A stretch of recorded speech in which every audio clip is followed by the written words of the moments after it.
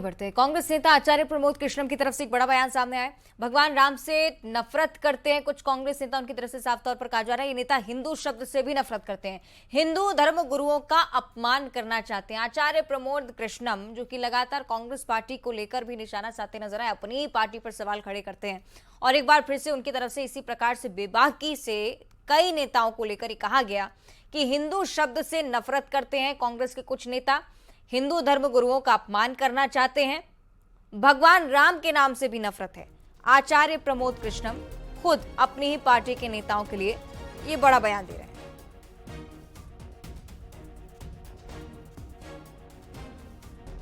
आचार्य प्रमोद कृष्णम जिन्हें आप अपनी पार्टी के विरुद्ध बोलते हुए कई बार सुनेंगे, कई बार नाराजगी इस चीज को लेकर भी सामने आती है उनकी।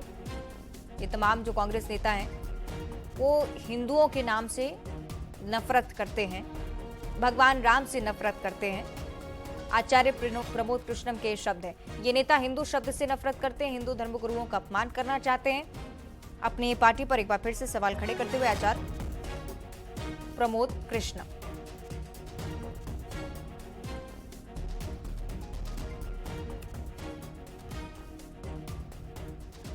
कांग्रेस नेता आचार्य प्रमोद कृष्णम की तरफ से बड़ा बयान। भगवान राम से कुछ कांग्रेसियों को नफरत है। निजी दुश्मनी थोड़ी है और मैं किसी के विषय में निजी बात थोड़ी करूंगा, लेकिन जो मैंने महसूस किया है कि कांग्रेस में कुछ ऐसे नेता हैं जिन्हें राम मंदिर से नहीं, राम से भी नफरत है, हिंदुत्व से नहीं, हिंदू शब्द से नफरत है, हिंदू धर्मगुरुओं को अपमान करना चाहते हैं। उनको अच्छा नहीं लगता कि कोई हिंदू धर्मगुरु पार्टी में रहे। क्या आप इशारा कर रहे हैं कि आप बीजेपी तो ज्वाइन कर रहे हैं?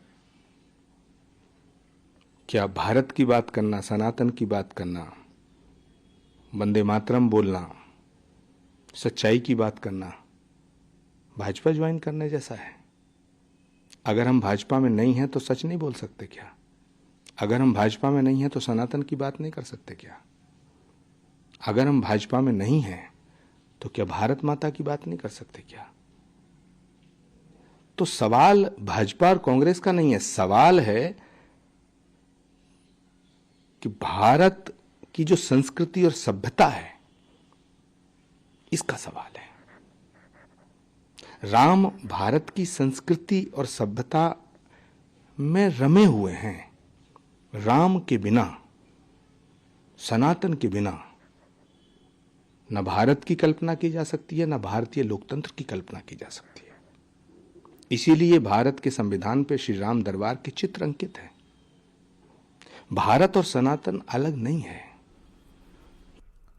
और इस बीच एक और बड़ी जानकारी, मध्य प्रदेश बीजेपी का घोषणा पत्र कल आने वाला है। कल बीजेपी की तरफ से संकल्प पत्र यानी कि दावा वादा पत्र जारी किया जाएगा। बड़ी बात यह है कि कांग्रेस के कंपैरिजन में अगर इसे देखेंगे तो ये देखने वाली बात कि कौन से वादों के आधार पर जनता इन पार्टियों को चुनती है। बीजेपी का चुनाव संकल्प पत्र 11 नवंबर को लेकर ये जानकारी की राष्ट्रीय अध्यक्ष जेपी नड्डा की मौजूदगी में ही जारी किया जाना है। कल दोपहर 12:30 बजे कुशाभाऊ ठाकरे सभागृह में एक कार्यक्रम बुलाया गया है। कुछ ऐसे वादे जो कि आधार बन सकते हैं आगे आने वाले समय में मतदान को लेकर।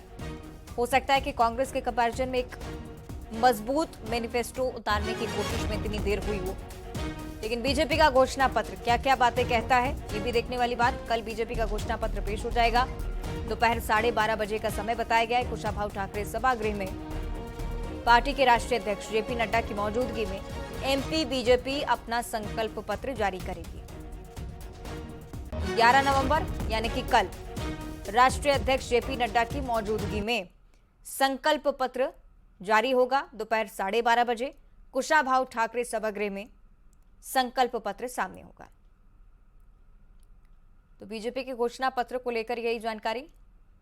इससे पहले कांग्रेस का भी घोषणा पत्र आपने देखा, तमाम वादे किए गए आने वाले समय के लिए, लेकिन संकल्प पत्र में कौन कौन से वादे शामिल होते हैं देखने वाली बात। और जिस तरह से बीजेपी अक्सर ही मैनिफेस्टो में पुरानी उपलब्धियों को भी रखती है, हो सकता है कि इस बात का भी जिक्र घोषणा पत्र में देखने को मिले। चुनाव संकल्प पत्र जो कि जारी होगा जेपी नड्डा की तरफ से 12:30 बजे मेगा कार्यक्रम।